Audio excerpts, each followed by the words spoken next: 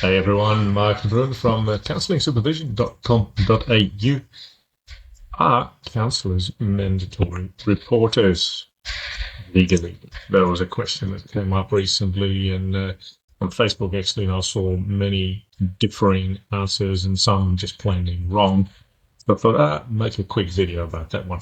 Now, counsellors and purely counsellors, this might be different from social workers and psychologists, but counsellors generally are not mandatory reporters in Australia, generally.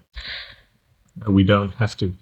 You got to keep in mind that we are bound by client confidentiality, and therefore we should probably prioritise that one over anything else. But there might be situations where reporting becomes an ethical obligation that you have, and in some cases it's actually a legal obligation, but generally it isn't.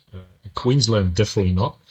Queensland is still one of the states in Australia where mandatory reporting is not very much applicable to counsellors at all. The only exceptions to that one, or exception, is when we think that there's someone or a child who's at risk of abuse or neglect.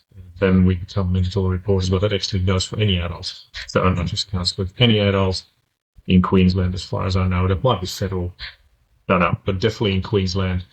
If there's a risk of neglect and abuse, then every adult becomes a mandatory reporter.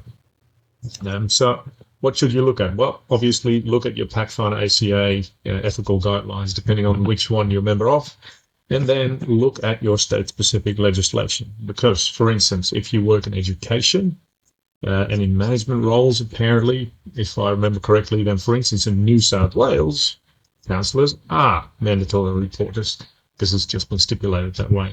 In Queensland, I don't think so, but it could be different in early childhood education and care. So if you might be working as a counsellor in early childhood education and care as a professional, then again, you might be a mandatory reporter. But it's very specific, it's state specific, and it's very industry specific. So definitely look at that. So the people that say, yep, counsellors are mandatory reporters, my legal brain goes low, you're wrong. Not in general, it's not that blank. So please look it up. Keep client confidentiality in mind.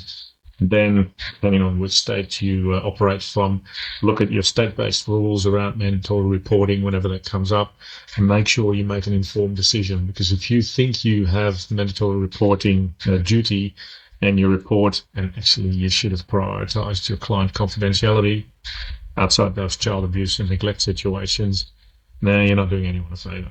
So please make sure you make an informed decision before you report anything. And if you've got questions about that, let me know. Happy to discuss this.